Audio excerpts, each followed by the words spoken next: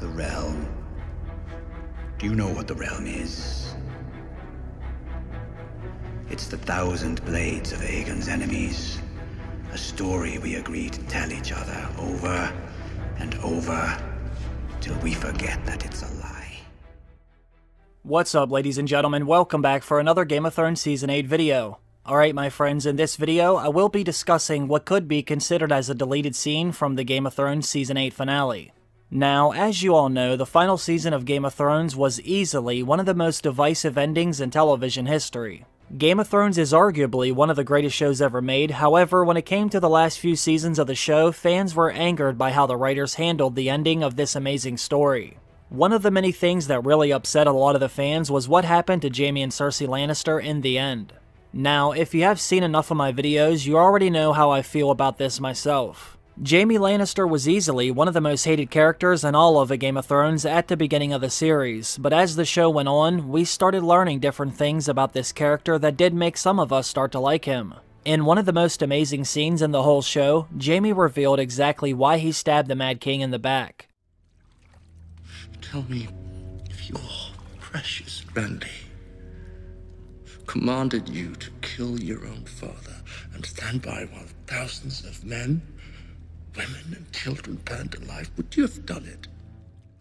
He said he had done this because the Mad King was on the verge of burning everyone in King's Landing, which, back then, was about 500,000 residents. So, although Jaime was known as the Kingslayer, we found out he earned that name for a good reason. We also know that Jaime kept his vow to Lady Catelyn Stark. It's yours. I can't It accept. was reforged from Ned Stark's sword. You'll use it to defend Ned Stark's daughter. He also freed his brother Lord Tyrion when he was facing execution from their father. Not only that, but he also left his sister when he discovered she would not be helping the North in their fight against the Night King and the Army of the Dead. And you conspired with Tyrion, the man who murdered our father without telling me, your queen. I didn't conspire You with him. met with him in secret without my consent. You planned to promote my enemy's interests. That is the definition of conspiracy. I pledged to ride north.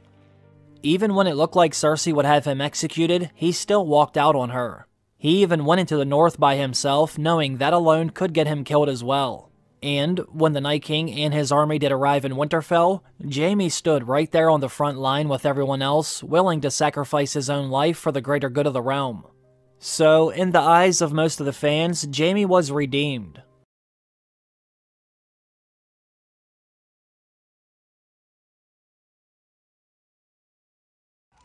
Lord Selwyn would pay his daughter's weight in sapphires if she's returned to him. But only if she's alive. Her honor undismerged.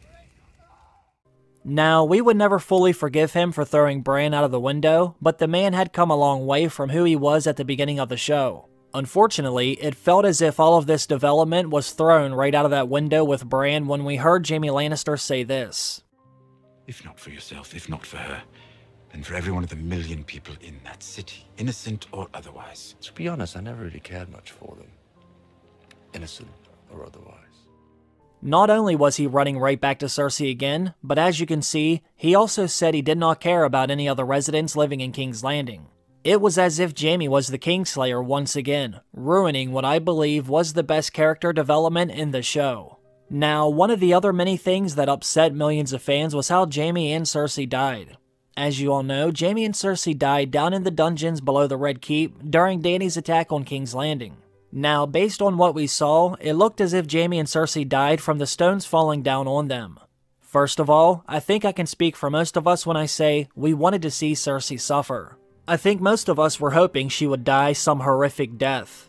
I mean, after everything she had done over the years, we certainly did not want the screen to go black at the moment of her demise. But what's even worse than this is the fact that it looked like Jaime and Cersei could have survived if they had only stood a few feet to the right or left. That was revealed in the following episode when their brother, Lord Tyrion, discovers their bodies later that day. We can see that most of the Red Keep is still standing.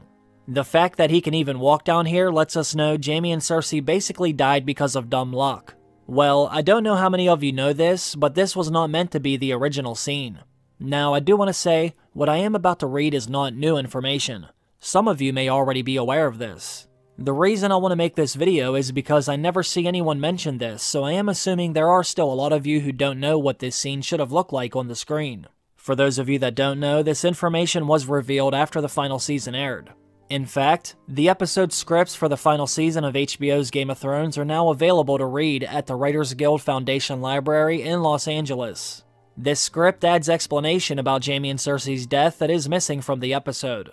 On the Bells, Jaime and Cersei find themselves stuck in the lower dungeons that is below the Red Keep. As you all know, the ceiling falls in, leading to their demise. However, when Lord Tyrion found their bodies during the Iron Throne episode, it was obvious they could have survived if all they did was stand a little further to the left or right.